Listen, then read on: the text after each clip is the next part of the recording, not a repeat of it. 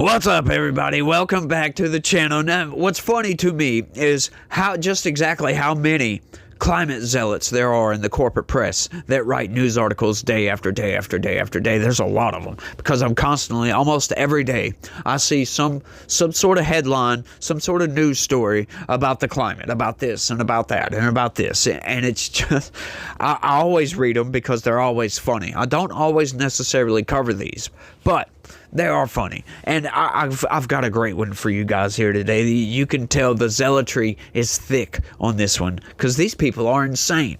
Check this out, y'all. In policy reversal, Trump eliminates help for Black and Latino communities hit harder by pollution. Get that? They're hit harder by pollution. Is that right? Like, I would love to see the studies that says this. They're hit harder by pollution. I would just love to see those because I don't believe they exist. And if they do exist, they are not based in reality. But let's get into this right quick. For 4 years, the Environmental Protection Agency made environmental justice one of its biggest priorities, working to improve health conditions in heavily polluted communities, often made up largely of Black, Latino, and low-income Americans. Now that short-lived era is over. It's over. I'm sorry, y'all. President Donald Trump in his first week eliminated a team of White House advisors whose job it was to ensure the entire federal government helped communities located near heavy industry, ports, and roadways. So in getting rid of DEI, all of a sudden, now all these low-income communities over here, they actually get out there and say it's Black and Latino and low-income. Wait, hang on. What do you mean? What do you mean, and low income? Like, these people are racists, as a matter of fact. Do you think these communities are not mixed? Like, I'm sorry. I know there are areas that are predominantly one color or another, but you never have an area that is just all Black or all Latino. I'm sorry. There are mixed groups in there everywhere you go. Right? I live in a heavily industrialized area, which, as a matter of fact, they do get into a little bit later in this story. But we're all affected by this pollution. It's not just those areas, by the way. But it's just funny. I love it. I love the zealotry on this. Trump eliminated the Justice 40 initiative that Biden administration had created. It required 40% of the benefits from certain environmental programs to go to hard-hit communities. Ooh. When the government reviews new facilities now, experts say officials are likely to ignore how any pollution they create may exacerbate what communities already experience. Trump's actions will likely halt funds from Biden administration's signature climate law, the Inflation Reduction Act, for climate programs and environmental justice. Like, now they're finally starting to admit it, that the Inflation Reduction Act was nothing but climate zealotry spending. That's all it was Biden's climate agenda turned up to 11. As a matter of fact, turned up to 11. Yeah, which is a magnitude of, or an order of magnitude higher. Sorry. Having trouble talking today. In making the decision this week, Trump eliminated federal policy dating back to the Clinton era, which had established a government policy of addressing environmental health problems for low-income and minority groups. He also withdrew the nation from the Paris Agreement aimed at combating climate change. Yeah, you're not going to be able to stop the climate from changing. I'm sorry. You can combat it all you want. You know, once again, we need to be good stewards of the planet. But these people and their zealotry should not be taken seriously, just outright. The new administration's move combined two goals: clawing back what Trump officials say are erroneous environmental policies that constrain development, and fighting diversity, equity, and inclusion, according to Joe Lupino Esposito, federal policy chief with the free market law firm Pacific Legal Foundation. We've had this discussion at the Supreme Court and otherwise for many years. Past discrimination is not an excuse for future discrimination, he said, adding that Trump's executive orders allow the law to be enforced without a specific racial tinge to it. Many experts say Biden accomplished more than any previous administration in this area. Yes, because environmental justice does not exist. So, considering he got more done in that area, What does that tell you? That tells you that Biden wasted significant resources, significant time on something that doesn't exist. Environmental justice, really. Like, somebody please define environmental justice and the applications in reality of environmental justice. I would love to hear that from somebody. An EPA-funded study found, for example, that black people in all income levels are more likely to breathe pollution that causes heart and lung problems. Okay, so just in case I read a little bit too fast, I'm going to read that again and laugh, if you will. An EPA-funded study found, for example, that black people at all income levels are more likely to breathe pollution that causes heart and lung problems. Now, once again, like I said, a lot of the climate zealotry is not based in reality. How? That's what I would love to know from this. How are black people breathing in more pollution than everybody else? Like, that makes absolutely no sense. It's zero sense. It's ridiculous on its face. That they are more affected from, or more likely to breathe pollution that causes heart and lung problems. No, we're all breathing in because the environment is the environment. Everybody lives in that environment. Right? Sure, you might live closer to one of these facilities, one of these refineries, whatever, that may pollute. But that's not the bulk of the pollution, is it? So, Now, you might say that toxins leaking from these places might affect their water supply or affect them in general, but that's not breathing in pollution, is it? No, it's not.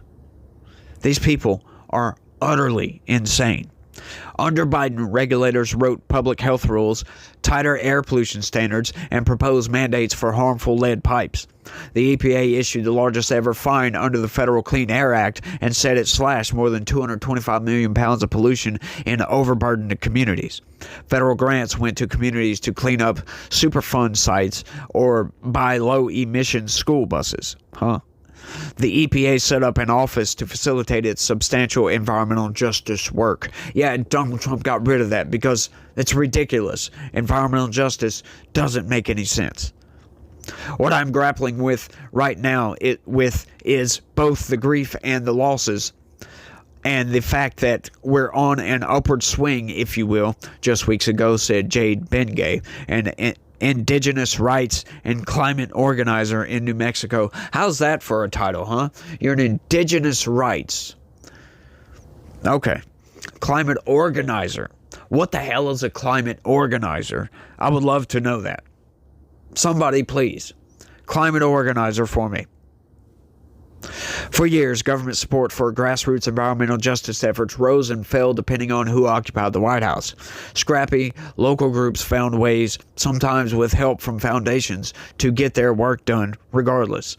The Biden administration spent time, attention, and resources on the issue, making it higher profile and a bigger target, according to Christoph Korchesny, a law professor and interim director of the Environmental Law Center at the Vermont Law and Graduate School.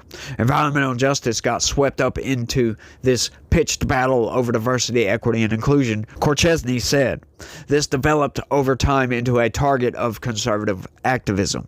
Daniel Gall, an EPA spokesman, said the agency under Trump will work for clean air, land, and water. EPA is working to diligently implement President Trump's executive orders, he said. The policy changes diverge from the last time Trump was president. Scott Pruitt, who headed the EPA for part of Trump's first term, once called environmental justice conversations critical to improving environmental and public health outcomes. Like, okay. Sure, but somebody explain what environmental justice is. Trump's new orders are more sweeping, moves that Rena Panion chief program officer at the Oakland, California nonprofit Justice Outside, called Rolling Back Decades of Progress in Addressing Environmental Discrimination. What is environmental discrimination? I would love to know that. I would love anybody to explain environmental discrimination and environmental justice. Like, where can you get justice for the environment? I'm not understanding how humans are involved in this. Like, seriously. What's environmental discrimination, by the way? How do you discriminate against the environment? Like, none of this makes any sense to me. Like, I've never had anybody explain it. I've tried looking up these terms, and the definitions of these terms are ridiculous. The Trump administration is not only ditching long-standing policies, it is directing agencies to eliminate jobs dedicated to environmental justice and diversity, equity, and inclusion issues, according to a recent memo. Yes, these are good things. Our government is way too big, it's way too bloated, has way too many employees, which is the same thing I just said 3 times in a row. They are not limited to the public sphere. The new administration is also looking to remove diversity, equity, and inclusion efforts in the private sector. Yeah, no, the private sector is doing a damn good job of doing that on its own. A step that goes further than some anticipated, according to Julius Redd, an environmental attorney at Beveridge and Diamond PC. Ann Rolfs, director of the Louisiana Bucket Brigade, which helps communities in the heart of the petrochemical industry, echoed other advocates and said the Biden administration did some great things, but didn't go nearly enough to enforce the law, allowing polluters to much free rein in heavily industrialized Louisiana. Now, it'll get worse, and an already industry-friendly state is likely to let polluters build even more quickly. This is the type of people that we don't want to have anything to do with our government. Because you notice what they said right there. It would allow polluters to build more quickly. Okay, so that tells me that these people, their whole job is to stop industry from being built, is to stop progress as far as infrastructure and anything that has to do with fossil fuels. They're trying to stop and slow this down, make sure it doesn't happen. We don't need those people in the government, right? This is what causes energy prices to go up, to skyrocket, as a matter of fact, right? All these regulations on these industries, some of them are necessary to keep our environment clean. Now, I'm sorry, I don't know anybody out there that says, yes, let's just dump a bunch of toxins into the atmosphere, or into the water, or into the land. Right? Some of these industries will do that because they don't care. Right? But I don't know anybody that would, openly say that these regulations to stop industries from polluting are a bad thing. Right? Nobody will say that. But there are many, many, many regulations that make absolutely no sense. That all they do, they're meant to slow these things down, meant to slow down progress. They're meant to slow down society moving forward with infrastructure and industrializing this nation, right? Industrializing the world.